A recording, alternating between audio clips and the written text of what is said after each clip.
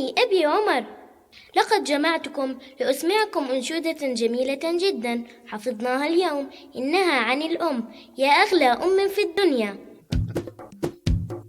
يا أمي يا نور البصر، يا أطهر شيء في نظري، قد عشت بحضنك أعواما وحنانك في جسدي يسري، قد عشت بحضنك أعواما وحنانك في جسدي يسري. يا أمي يا نور البصر، يا أطهر شيء في نظري، قد عشت بحضنك أعواما وحنانك في جسدي يسري، قد عشت بحضنك أعواما وحنانك في جسدي يسري. رأيت العطف يغطيني والبسمة منك على الثغر، وإذا ما نمت على وجع أسمع آهاتك في السهر، وأرى دمعاتك نازلة تهمي من حولي كالمطر، وتظل شمالك تحضنني ويمينك تدعو في السحر، حتى لا أشكو من ألم وأكون بعينك كالقمر. ألهو من حولك في فرح وأغني كغناء الطير.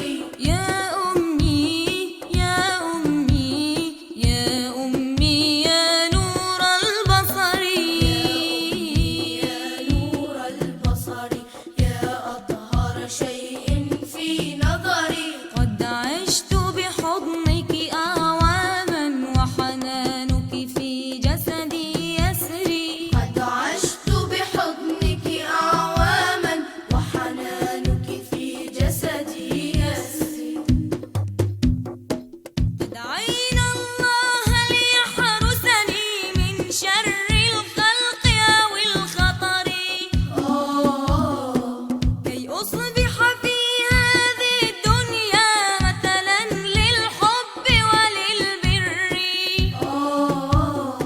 أتذكر ما منحت أمي قلبي وحياتي في صغري، فأقبل كفيها شكرا وأطيع الأمر بلا عذر، ينال رضا المولى حقا ويبارك ربي في عمري. ألهو من حولك في فرح وأغني كغناء الطير.